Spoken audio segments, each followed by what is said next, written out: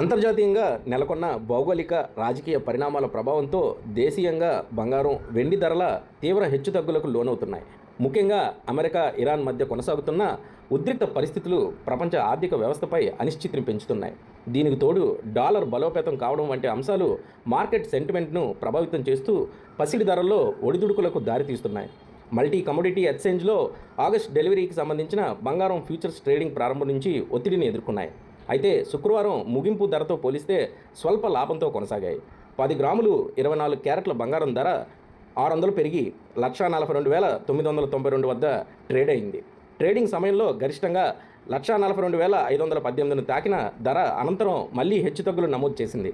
మరోవైపు వెండి ధరల్లోనూ ఒడిదుడుకులు కొనసాగాయి. ఎంసీఎక్స్లో సెప్టెంబర్ డెలివరీ వెండి ఫ్యూచర్స్ గత ముగింపు ధర 2,19,375తో పోలిస్తే 1,095 తగ్గింది.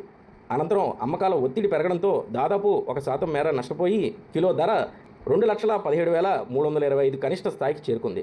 అయితే ఇంట్రాడే ట్రేడింగ్లో వెండి ధర గరిష్టంగా 2,20,000 మార్కును కూడా తాకింది. అమెరికా, ఇరాన్ మధ్య నెలకొన్న ఉద్రిక్త పరిస్థితుల సద్దుమణిగే వరకు బులియన్ మార్కెట్లో ఈ తరహా హెచ్చుతగ్గులు కొనసాగవచ్చని మార్కెట్ నిపుణులు అభిప్రాయపడుతున్నారు.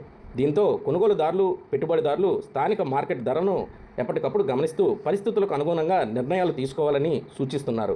పండగలు, వివాహాల సీజన్ సమీపిస్తున్న వేళ బంగారం ధరల్లో నెలకొన్న ఈ అనిశ్చితిని పరిస్థితులు కొనుగోలుదారులు ఆందోళనలు పెంచుతున్నాయి.